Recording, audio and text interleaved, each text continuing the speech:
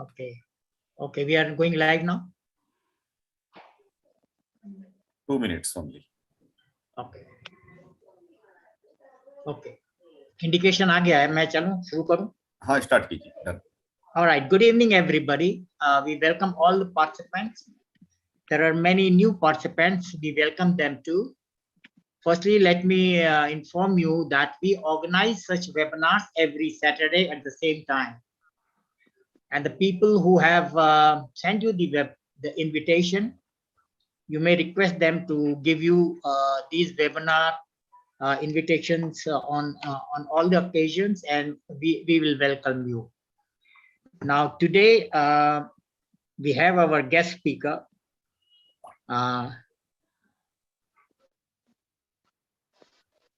Okay, we have our guest speaker, Nicolas Petratos, who is basically from New York, born in New York in 1975, but lived in Greece until the age of 18, where he received his primary education. In 1993, he moved to New York to attend college. He graduated from Hunter College of the City University of New York with a degree in classical archaeology and classical studies. He has been a member of the Supreme Council of Ethnic Hellenes since 2006. In 2008, he became one of the founding members of the Hellenic Council, YSEE of America, and has been active in its activity, both religious and educational, ever since. So you are welcome. We are very happy to have you today. And thank you for having me, Mr. Mastur.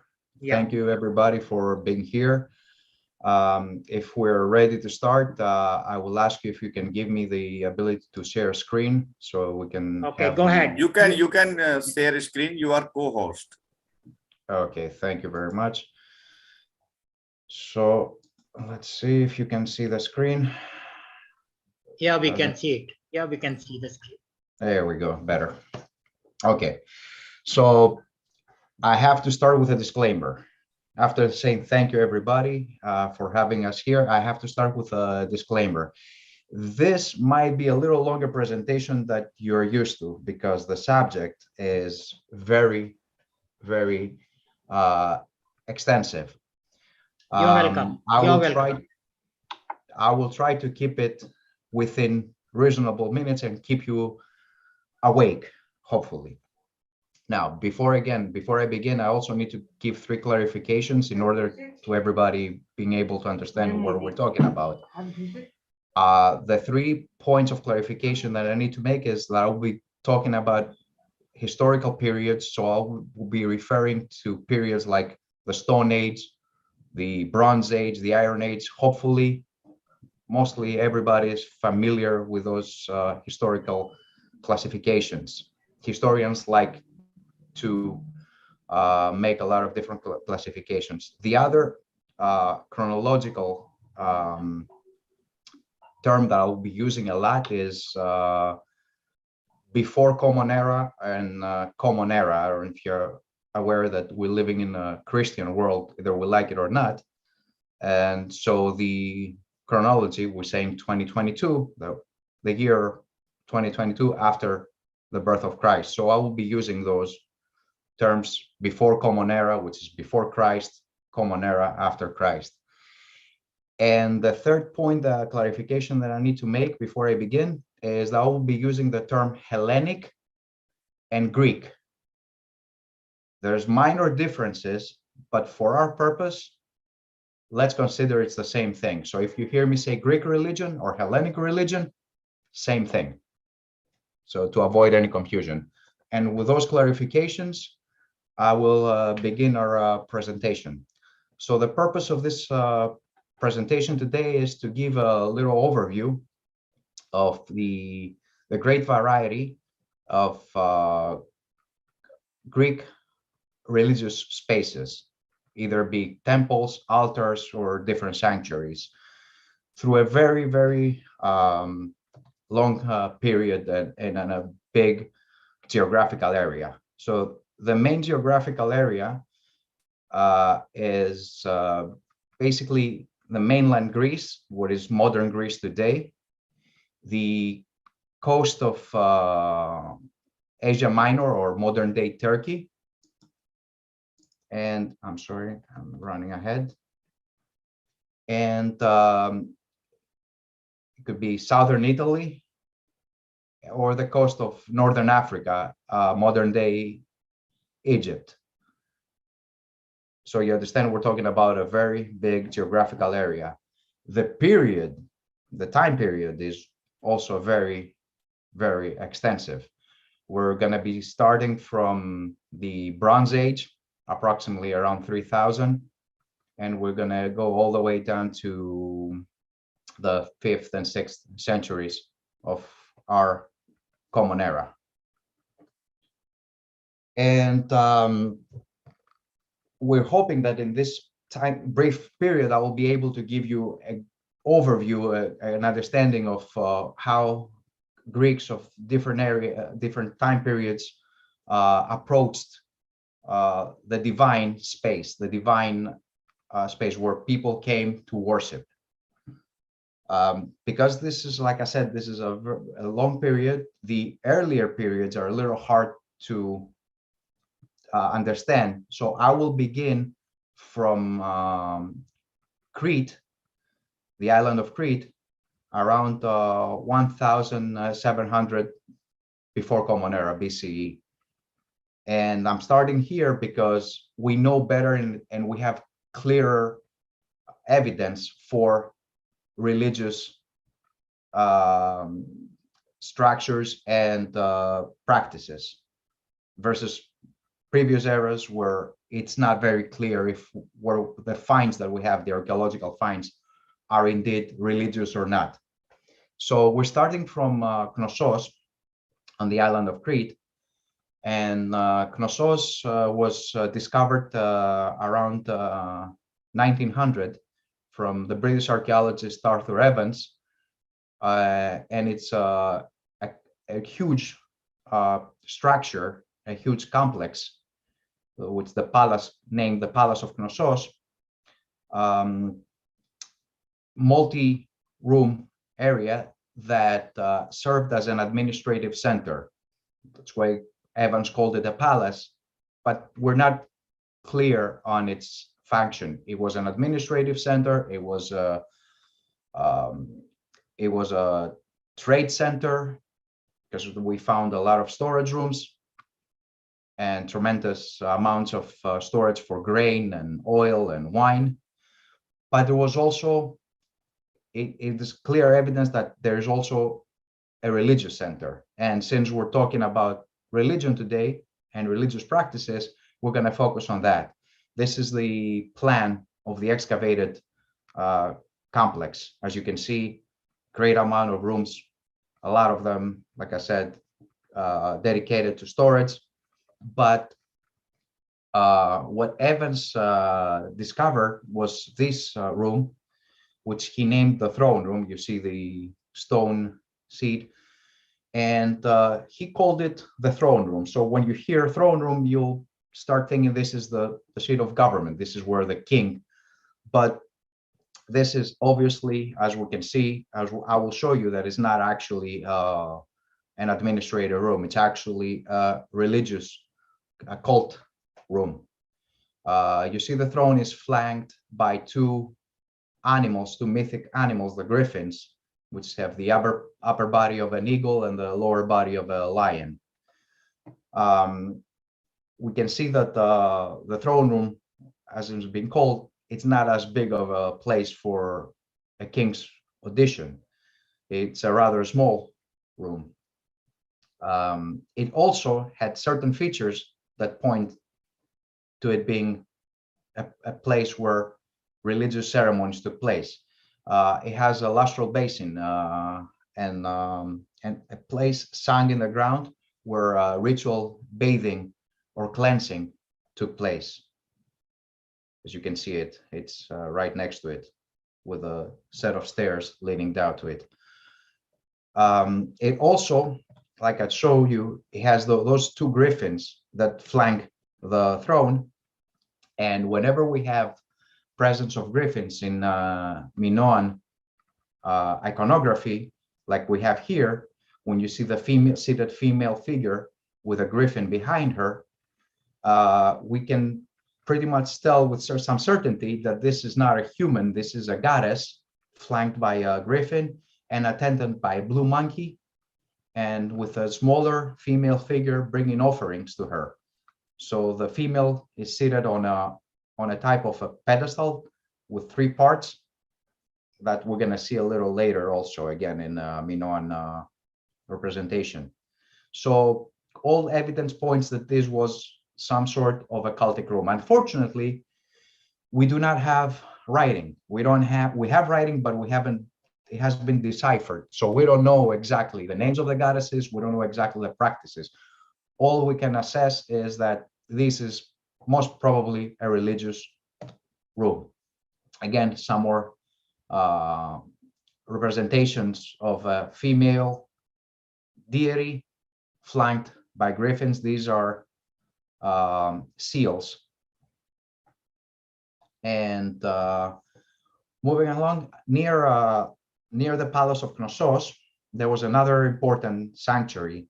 I don't know if you can see it all the way at the background. You'll see a hill, a mountain. That's what you can see from Knossos. And this mountain is Mount Yuktas, which was a very important religious site for the people of Knossos. And on the top of Mount Yuktas, archaeologists have uncovered a very important sanctuary that it was in use for many centuries, and it's associated with a Palace of Knossos. It's a tripartite, where tripartite means 3 parts, basically.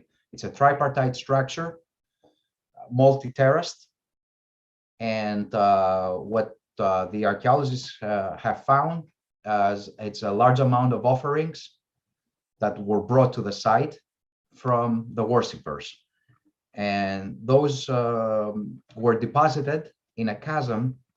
This is the chasm, a big natural chasm, a natural hole next to the site, next to the structure, where archaeologists have found a huge amount of offerings. You see on the upper left picture, when you see those little human figurines, bronze, with what we call worshippers. When you see them standing with their fist on their forehead in a gesture of adoration for the divine. Again, large amount of those figurines found at the site.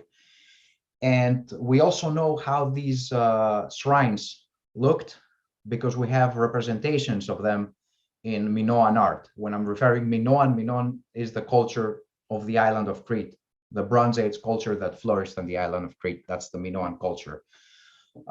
Here we have an alabastron, a little vase, stone vase, carved, and on it you see the representation of what probably a mountain, a pig sanctuary, a mountain sanctuary looked like. You see it is tripartite. It has 3 parts, and what you see on them is these animals, the birds, and these wild goats that they're native to Crete, and they're still prominent in the mountains of Crete. Now, I'm moving a little fast because, like I said, I'm covering a huge amount of material. The island of Crete, as I said, flourished between 3000 and 1400, but around 1500, 1400 BCE, from the Greek mainland, the Mycenaean civilization starts becoming more dominant, and at the end they take over the island of Crete also. Now, Mycenaean civilization is what we really know for a fact that the writing is a form of early Greek language. Now, the Mycenaeans, we also know that they worshipped the same gods that we Greeks worship, because we have found the names Poseidon, Zeus, and other gods and goddesses in their texts. I'm going to quickly go over some religious sites that have been uncovered. This is the most important and largest and richest city associated with the Mycenaeans. This is Mycenae. When the excavator of Mycenae started digging, he associated the site with Mycenae, the city of Agamemnon, and he was right. This is the city of Agamemnon, the king of Mycenae, who fought at the Trojan War, the leader of the Greek army. Mycenae is a very rich site, a very big site, heavily fortified on a hilltop. And we have found the palace, the Megaron of Mycenae, and other important structures. But we're mostly interested is the cult, the religious sites. And actually Tsudas and the other excavators there, they have uncovered a certain group of structures that are clearly religious in nature. And this is, I'm going to mention quickly two of them. This is the House of the Idols, as it has been called. It's a small building, 4 rooms. You have a small portico that you access the building, a main area, which is room 18, as you can see in the picture, with a raised platform in the middle, which was probably the altar. And then at the back, there is a raised platform where the excavators found some statues, idols, that you're going to see in the next picture. And then on the back, rooms 18, I'm sorry, the alcove and room 19 was on a separate level, accessed from a stairway. Many voting offerings were found. So these are some of the statues, the idols, was the excavators call them. And you see the first one, it's relatively big. It's about 40-50 centimeters. It's clay, and it shows a female figure robed with both hands on the breast. This is the biggest of the idols found, and many excavators think, the archaeologists think, that this is probably a representation of a goddess. But again, this is conjecture. We're not sure, but we assume. The other 2 fingers, the one with the raised hands in a prayer pose, it's probably a female worshiper, or so we think. In a building right next to the House of the Idols, the excavators brought to light a building with many wall paintings. As you can see here, we can see them in better in reconstruction of 2 female figures. They're very large, as you can see, and between them you can see 2 smaller male figures. That's why we're thinking that these 2 figures are goddesses. Again, and on the bottom you can see another figure with holding 2 stalks of wheat grain, and she's accompanied by a griffin. So again, this, more likely than not, this is a representation of a Mycenaean, of an early Greek goddess. Unfortunately, we don't have the names. Now, moving along, around 1100 BCE, all around the Eastern Mediterranean, there's widespread distractions. What we call the Bronze Age civilization collapses. And what follows is a dramatic reduction in settlements throughout the Greek world and the islands that last for about 200 years.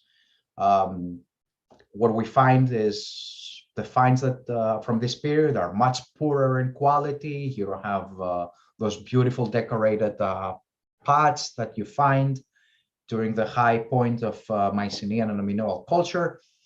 And but this is also the beginning of technological, the beginning of the Iron Age.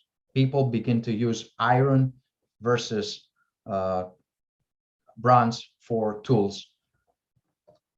So around 900, on the island of Evia, Euboea, you can hear it mostly English-speaking people call it Euboea, Evia in Greek. At the site of Lefkandi, we have what seems to be, and the culture starts to flourishing again. They're richer, and we have contacts with the East and Egypt. So the people from the island of Euboea, they're great sailors. They travel all around the Mediterranean. They bring back items from the Near East and from Egypt. And we see that in the archaeological finds. Now, the site of Lefkadi, one of the most important sites for this period, the excavators made a discovery of a very large building measuring 13 width by 50 meters, very large building. But it was made mostly from, had a stone foundation, and the upper structure was mostly mud brick and wood. And within it, a burial was found. Now, this burial was a cremation. The body was burned, the bones were collected after the cremation, and they were placed in a pot, and they were buried. That was a male that was buried like that. With him, a female burial, but that was not a cremation, that it was an inhumation. It was directly buried in the tomb. And right next to them, they were found the bones of 4 horses. This is a tomb within a building, and a lot of offerings was found. So the archaeologists believe that this is an early form of hero worship, hero cult. That's why it's called, the building is called a Hieron. Now, beautiful finds were found, some gold earrings, necklaces, and along with that, this clay figure of a centaur, a being with the body of a horse and the upper body of a man. We're gonna see centaurs a little later when we look at the Temple of Zeus at Olympia. We're gonna see centaurs again. Now, like I said, even though we see a reemergence of trade, the period is not very rich in finds, mostly because all those cultic sites, which probably existed, were not built in materials that survive in the archaeological record. So it is in the following centuries, in the 7th century, that we begin to see again temples that survive in the archaeological record. And from this period, we have the Temple of Apollo, the god Apollo, at Rhoros in Crete, which is a rectangular structure that survives with 2 columns that held the roof. And at the altar, or at the back of the temple, actually, I should say, these 3 statues were found. They're bronze. They're from thin bronze sheets that they have been hammered on a wooden core. The wooden core doesn't survive. We only have the outer bronze sheets as they have been. And you have what the archaeologists would think, which is the representations of Apollo in the middle, followed by 2 other female figures, which we associate with the goddess Artemis and his sister and their mother, Leto. Now, the 8th century, 7th century, 6th century is a period of tremendous population growth in Greece. So the cities expand and there's not enough room. Greece is a very mountainous country. It is not the most fertile of countries, and it cannot support a great population. So population growth brought a lot of pressure on the cities, and they started creating colonies. They began with making colonies in the east, on the coast of Asia Minor or modern day Turkey, and to the west in Italy. They went all the way, wherever you see those red dots or red signs, those are Greek cities in Spain, all the way up in the Black Sea, modern day Ukraine, to Egypt, and all over the Eastern and Western Mediterranean. With the expansion and the wealth that this expansion brought, the Greek cities, which are, as we might know, they're independent. There's not a single Greek state. Each city, it's its own state, its own political power. So they compete for power, they compete for political power, they compete for wealth, and they also compete in bragging rights. So in order to show wealth, how do you show wealth? By building beautiful temples and public structures. And it is during this period in the 7th century that we have the development of the early development stages of what most people know, the Greek temple, the classical Greek temple. This is the plant site from the Iron, the Heraion. It's Samos, the island of Samos. And what you see in the architectural plan is various temples that they will be built during different stages of development. So they begin with a smaller temple of rectangular structure of the Temple of Hera, the goddess Hera, which was a simple rectangular building with a row of columns in the middle to support the roof. But what develops out of it slowly is the classical Greek temple, what we call the Peripteros, with a peristyle, with the columns now on all four sides, usually a single row of columns that they support the roof of the temple. And the temple itself is in the middle, a stone building in the middle, usually with 2 or 3 rooms. The pronaos, or chamber, the entrance to the temple, the main temple, or naos, where the structure of the goddess or the god was kept, and the opisthodromos, the back room where they kept religious objects. Now, during this time, 2 styles of Greek temples developed, mainly 2. There's a third, but I'm not going to go over it. You have on the left, the Dorian or Doric, and to the right, the Ionian. I'm not going to go into many details, just simply the Doric style, more austere, simpler in the columns, shorter columns, stouter. Ionic, the columns are more decorated with the volutes on the top, slimmer and taller columns. Not getting into more details, I don't want to bore you out of your minds. So the most important example, the most well-known example of Greek temple and the Doric rhythm, the Doric style of architecture, is the Temple of Athena Parthenos, Athena the Virgin, the Parthenon. Most people I'm thinking, will be familiar with the site. This is what remains from the Temple of Athena Parthenos. This is the same building, which housed the statue of the goddess.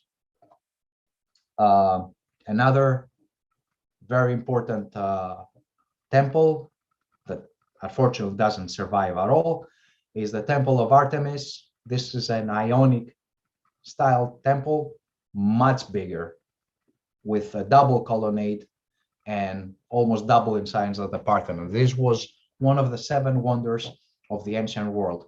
Unfortunately, it was completely destroyed by the Christians in the 4th and 5th century. Now, what are temples? What they're used for? Well, the temple is the dwelling, is the house of the god or goddess. The word temple in Greek is naos, and it comes from the verb neo, which means to dwell, to live in. That's what temple means. That's naos means. It was a space where the cult statue of the deity was housed. It was also a storage place for the cultic objects, being vessels used for libations or any other object used in the ceremonies. But also, the main temple of each city, like the Parthenon in Athens, it was used as the treasury of the city. That's where the money of the state was kept. It was the center for the religious act. Other than the temple, the most important, the center of Greek religion is not the temple, it's the altar. It's on the altar that the human world and the divine meet. And it's a gate between the human and the divine worlds. One of the most important altars in Athens, it was the altar of the 12 gods. It was the center of the city.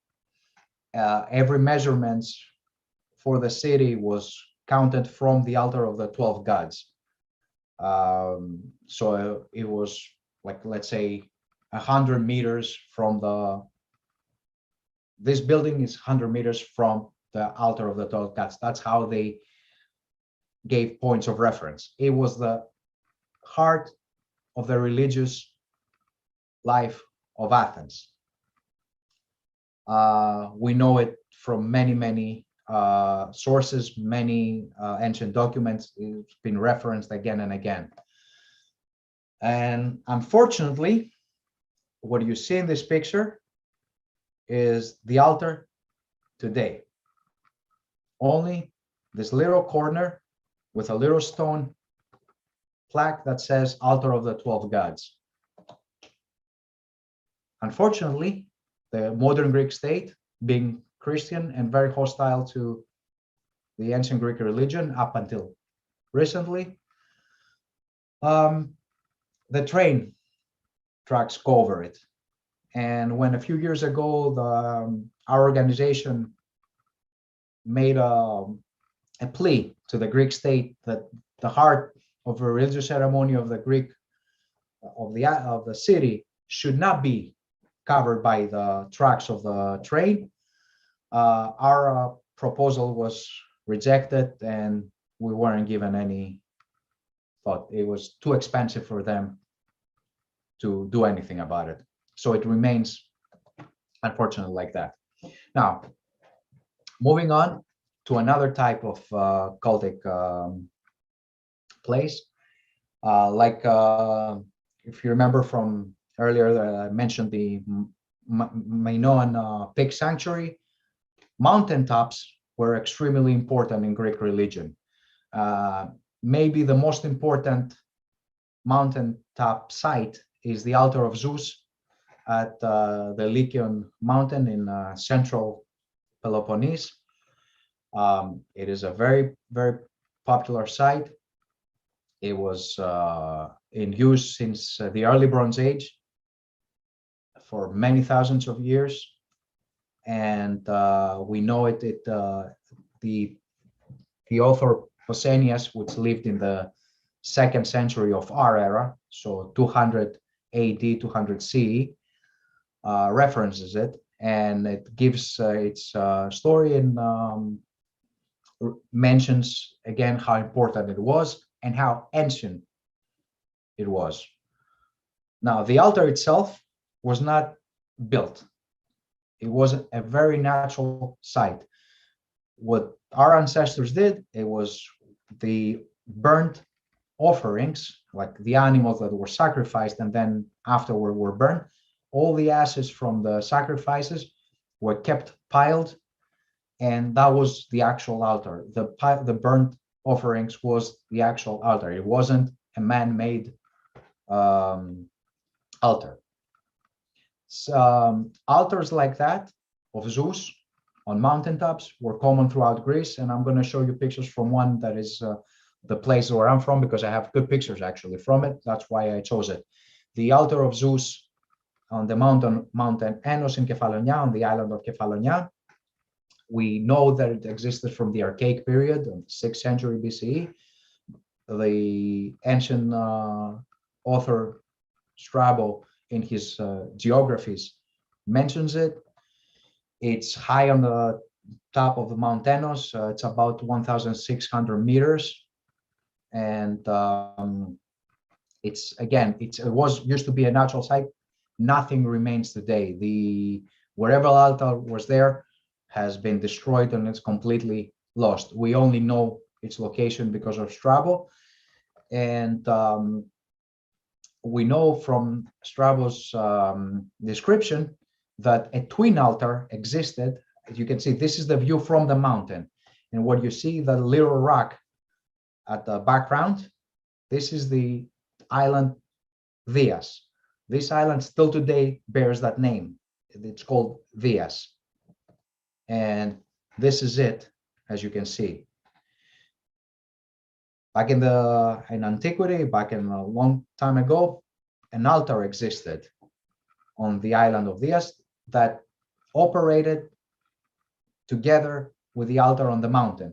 When the altar of the mountain was lit, the fire was lit on the one, the people on the little island were able to see the smoke coming out of the mountain, and they would light their own altar. So both smokes, offerings to the gods, were given at the same time. You can see it's just a small rock in the middle of the sea. The little structure that you can see at the very top of the island, and I don't know if you can see it very well, the little white structure that you can make out on the top, it's a church. Where the altar existed, a church exists. A Christian church was put on top. I don't know if you can see the stairs in the middle of the rock. Those stairs is that lead to the top. And if you can make the two figures, one of them is me. Going up to I try as much as I can to go there and make some offerings, even though the site doesn't exist. The altar doesn't exist anymore. And again, this is the view from the little island to the top of the mountain. Now, a part of the different mountaintops and temples, they were of the different states. Like I said, each city was its own state. There was a certain number of sites that they were what we call Pan-Hellenic, all Greeks, for all the Greeks. Those were the more important ones. Was the site of Olympia, which you get the Olympic Games. They were dedicated to Zeus. The site of Delphi, dedicated to Apollon. Nemea to Zeus and Heracles. Isthmus to Poseidon. Epidaurus to Asclepius, and Delos, the island of Delos, to Apollon. I will not go over them. Not all of them. I will just mention quickly Olympia, which was, again, most of you are aware of, know the Olympic Games. This is the site, the sanctuary of Zeus at Olympia. The Olympic Games were not just an athletic competition, were more importantly a religious ceremony for all Greeks. And you have the great Temple of Zeus, which you see in this scheme. You see the number 12 is the Temple of Zeus. Number 3 is the Temple of Hera, and various other structures that served the sanctuary. It was a very big sanctuary. This is a modern day, like a representation of how we probably would have looked like, with number 2 being the great Temple of Zeus. Now, we know that the Temple of Zeus at Olympia was, again, one of the 7 wonders of the ancient world. Actually, it housed one of the wonders, the great statue of Zeus. Unfortunately, and it was a very, very highly decorated temple with the pentiments showing scenes from Greek mythology. And this is the pentiment that shows the god Apollo in the middle of a mythological scene. It's a war between centaurs. You see the centaur that we spoke earlier, a mythological being, the body of a horse and the upper body of a man, and fighting a tribe of Lapiths. And why I believe this is very important, because this is in a representation in art, something very important to Greek civilization, Greek culture, the elevation of the human intellect and logos. And it shows very well in this composition, where you have the god Apollo in the middle of this chaotic scene of war, and you see the faces of the centaurs in anger and pain, and in the middle of that you have a very calm face of Apollo, the god that brings order and logic to the chaos. That's why I think it is one of the most important representations in Greek art. I wish I could talk more about it, but time limits. Well, this is what the Temple of Zeus looks like today. This is the ruins of the temple. If you had visited the site of the Museum of Olympia, you would have seen a sign until recently that told you that the temple was destroyed by earthquakes. Fortunately, many archaeologists, foreign archaeologists and some Greek archaeologists, they, after a lot of pressure to the museum, they told them, please remove that sign. It's not true. It wasn't destroyed by earthquakes.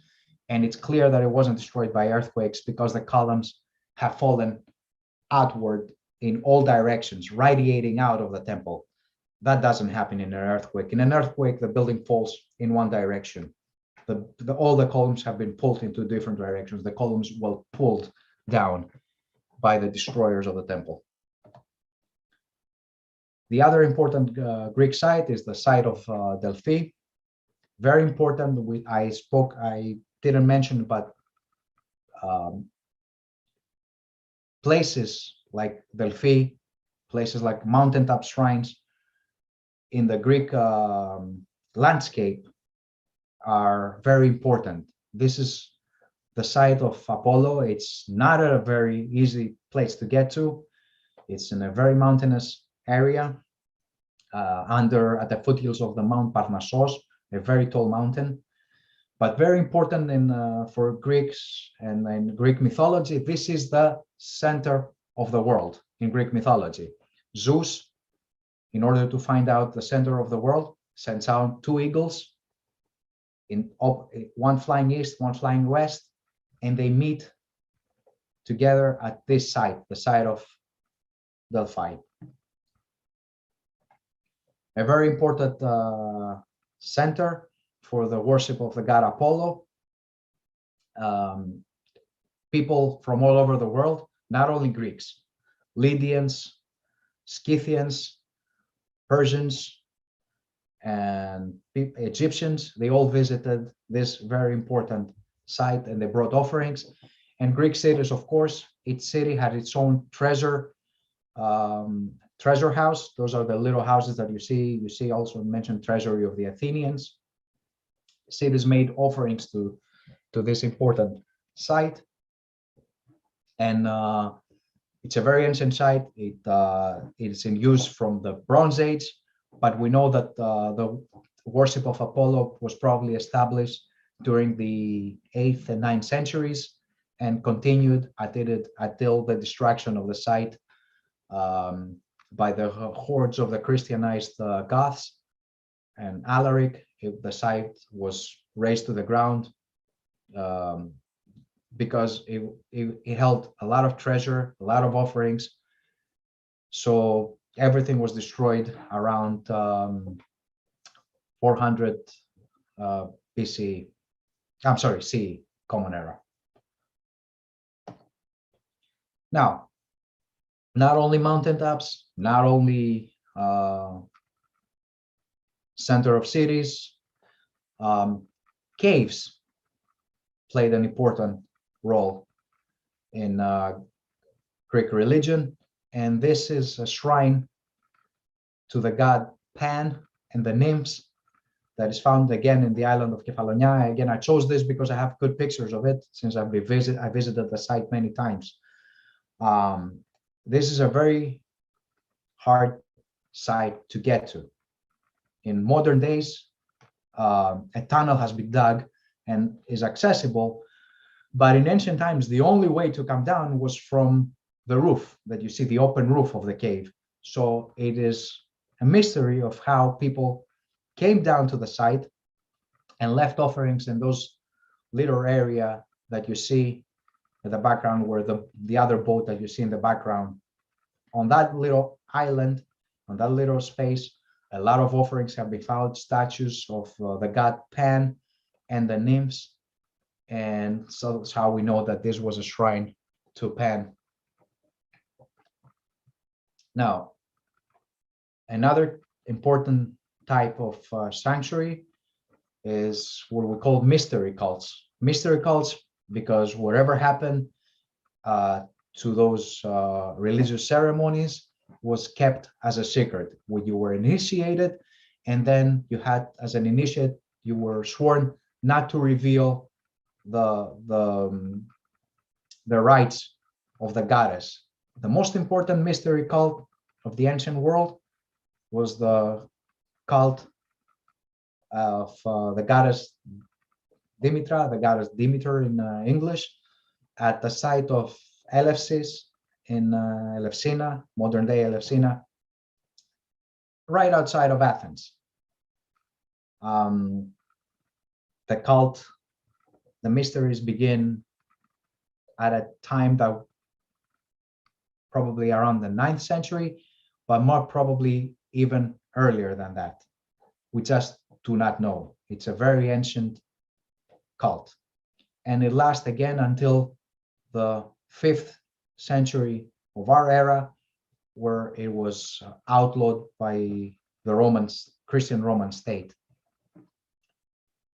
This is the site of Elefsina, Elefsis today, as you can see, right in the middle of the archaeological site. A Christian church has been built in order to show who's in control now. The site was completely destroyed. We're gonna go over it a little bit later. And with this overview, I'm gonna close with one more site, this one, the Serapeum in Egypt. Now, Egypt was conquered, as you might know, by Alexander the Great. And Alexander founded a city called Alexandria, a Greek city in Egypt. It was the most populous and the most important city in Egypt from the 4th down to the 5th and 6th century. It still exists. It's a very populous city in modern Egypt. But during the period of Alexander and his successors, it was a very rich city with great Greek temples. And the Greeks and the Egyptians and all the ancient cultures, when they came together and they met, they didn't look for differences. They looked for similarities, because when that's the respectful thing to do. So when the Greeks met the Egyptian culture, even as conquerors, they looked for similarities, and the similarities between the god Zeus and the god Osiris. And through this willingness to find what is human, for what is basically human, and how we approach the divine, they gave birth to a new god, or they understood the gods in the form of god Serapis, a syncretistic deity of the Hellenistic period. A great temple was built to the god Serapis in the Alexandria, not only a religious site, but also an educational site. It had a huge library. Now, it was built by Ptolemy around 230, and it continued for around 500 years or so, until around the period of the Emperor Theodosius. Now, I'm going to be closing this presentation with what was happening in the end. I don't know if I did that or somebody else did that scribble on the screen. I'm not sure. So it's okay. It doesn't obstruct much. Around with the Christianization of the Roman Empire, which began with the Emperor Constantine in around 313, and afterwards with his sons, the new Christian Roman state became increasingly intolerable towards other religions. During the reign of the Emperor Theodosius in 381 creates a law that basically criminalizes any other religion. The only religion allowed, the only legal religion, is the Christian religion as defined by the Council of Nicaea. So from that point on, we have a tremendous destruction happening of Greek temples, Egyptian temples, Roman temples throughout the Roman Empire. Now, we spoke about the Serapeum. Around 390, the Bishop Theophilus, the Christian Bishop Theophilus of Alexandria, with the backing of Roman authorities, he will attack the Serapeum and he will destroy everything. The books will be burned, the statues will be demolished, nothing will be left of that great temple. We have descriptions, and if you allow me, I will read a very brief description by the author Evnapios, which was a Greek author. Sozomen, he wrote in Greek, but he was a Christian author. He mentions the distractions, but he mentions it from a Christian perspective. He's a little critical, I have to say. He was a little critical of the distraction, but he's a Christian. He's not bothered by it. Evnapios, on the other hand, a Greek author, he is really bitter about it. So quickly, Evnapios says, in this fashion, they fought so honorably against the statues and votive offerings that they not only conquered them, but they stole them as well. He's very, he uses a lot of irony that not only they fought bravely against inanimate objects because there was nobody else to fight against them, so they also stole all the offerings.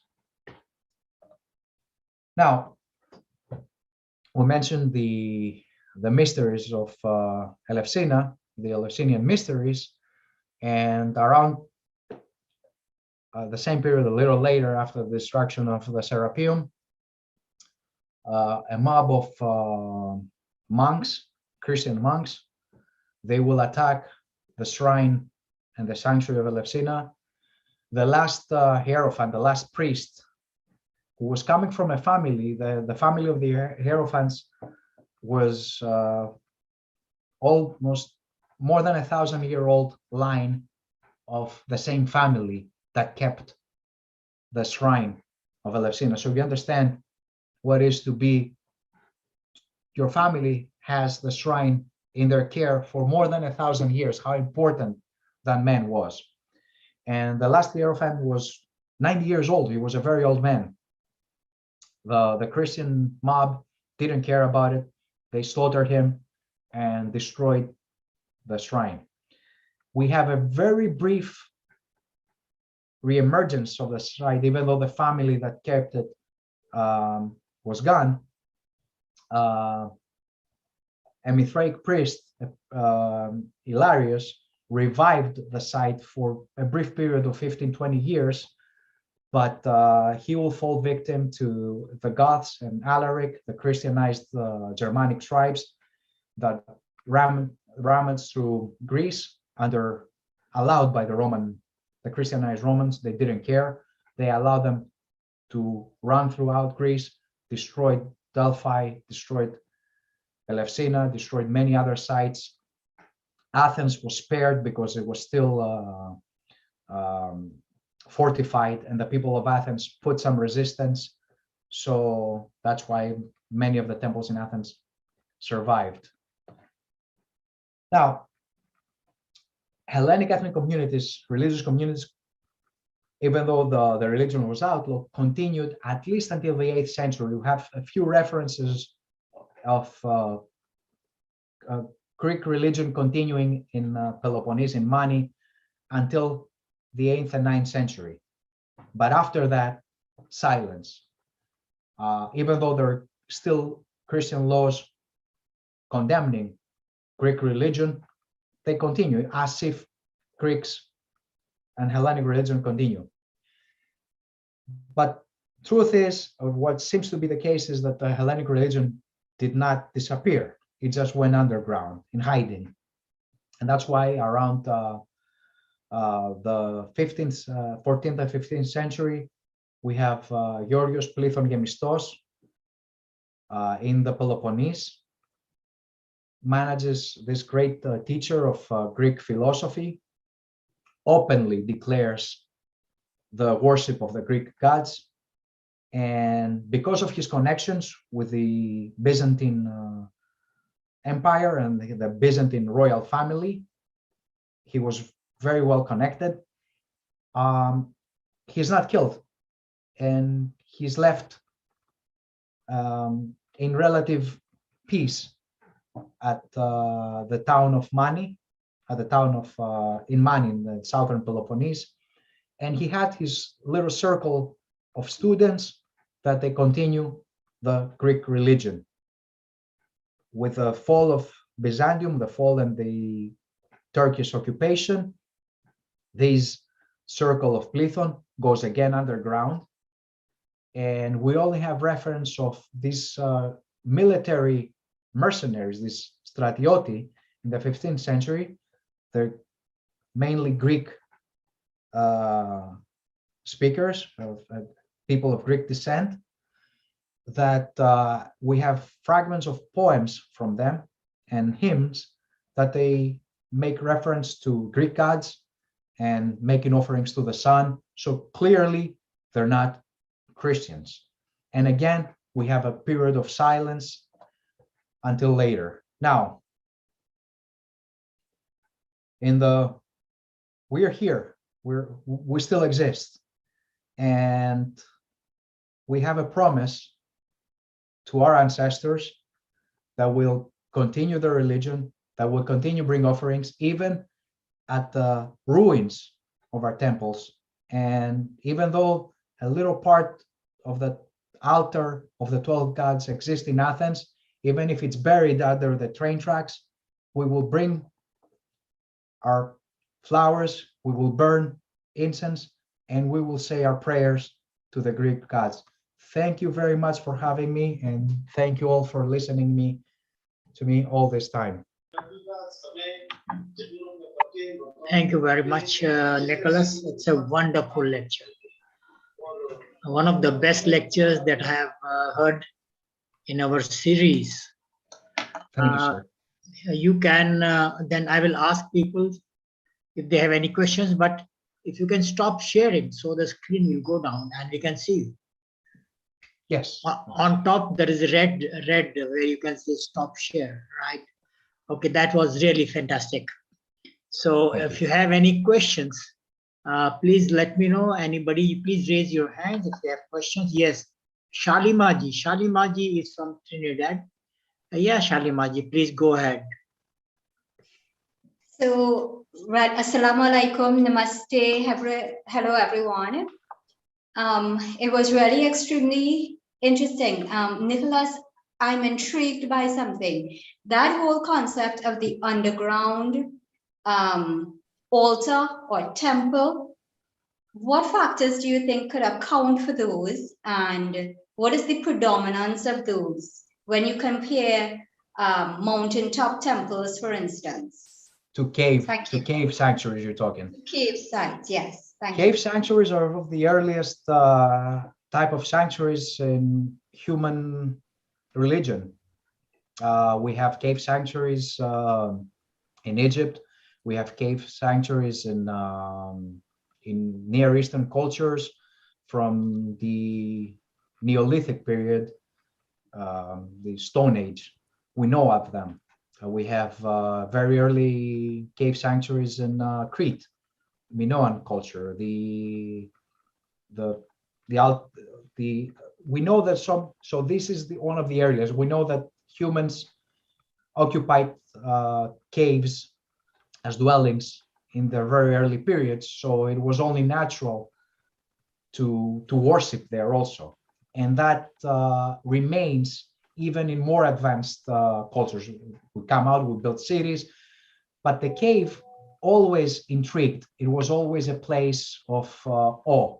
You go into a cave, you're in the earth, you feel a certain awe about the power of nature.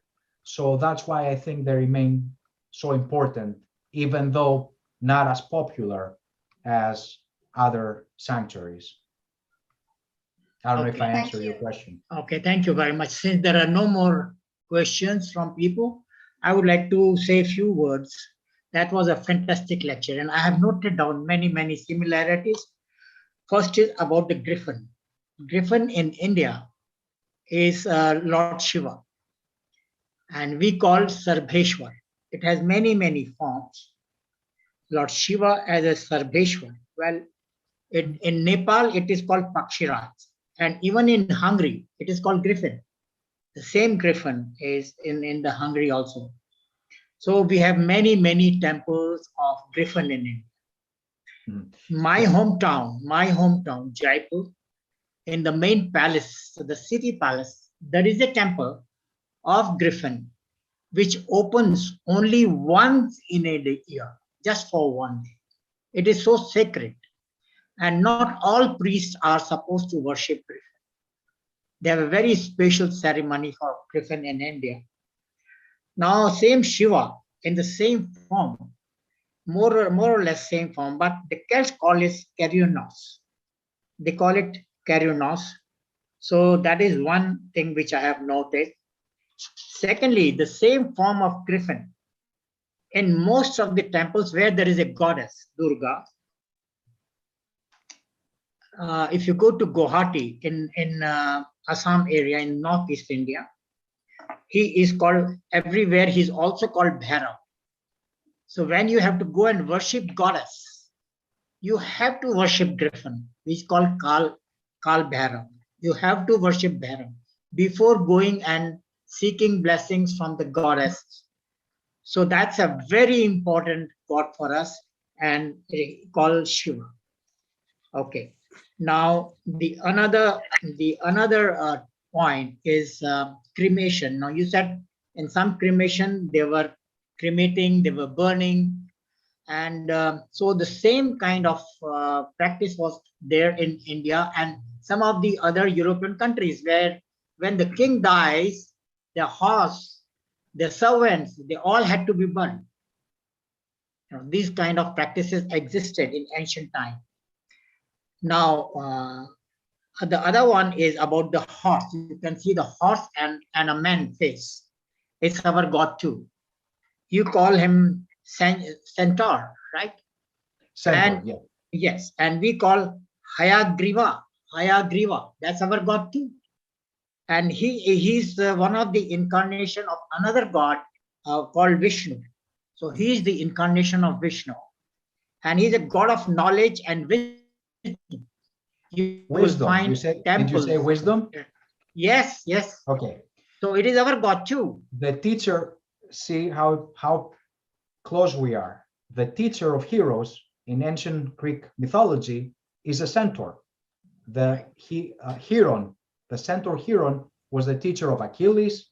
He was the teacher of many Greek heroes. So important kings, they brought their children to him, to the centaur, because he was a wise being. That's really interesting. Okay, let me connect it further. He is the descendant of our Rishi, Kashyap and Danu. Now, Kashyap, most of the Europeans related to the Caspian Sea. That was our Rishi, the sacred saints who lived there in Kashyap. So people relate that Kashyap is Caspian. So Kashyap and his wife Danu. So you have a river Danu. Danu is in Europe is as a very sacred river, and that is called Danube culture. The whole of Europe, they agree that it's a Danube culture. And Danu is a Hindu goddess, which is a goddess of river and ponds. So this god with horse and a man face are the descendant of those very important holy people as far as we are concerned. And you will find many, the exactly same kind of temples of this god in India too. You'll find the same kind of, exactly same. There's no difference at all. You'll find many temples in India. Now let's talk of Zeus. Everybody knows it is Indra, one of the main deity in Vedas. Right? He is the god of thunder. And you say that in Egypt, they call him Serapis. Now, this is thunder god, and he's a god of Veda. But in Europe also, he is called Peru or Peripteros. The Lithuanians call Peru. Even Slavics people call Peru and Peripteros. Then also we have both Apollo and Diana. Both are our gods. In northeast of India, we have many temples in Arunachal Pradesh of Diana Apollo. We have made hundreds of temples of Diana Apollo in northeast of India in Arunachal Pradesh. And you mentioned about a priest, Mitra priest. So Mitra is our god, which is a sun god too. Right. It was a Persian deity, but very important in the Roman times. Right. So we find we are so close. We both, the Hindus and the Greeks, the Hellens, are so much close. And I think we must coordinate and exchange our papers, and we can talk about it more. And we will request you to have more lectures in future. And wonderful that you are US based and you have done so much of research. You are welcome to India. We welcome you. Thank you very much. Thank you so much. Thank you for having us. Thank you, everybody. क्या इससे समाप्त करना है सुरेंद्र जी? हाँ जी, समाप्त करिए। जी। कोई और प्रश्न नहीं है ना? No. No more questions. No more questions. धन्यवाद।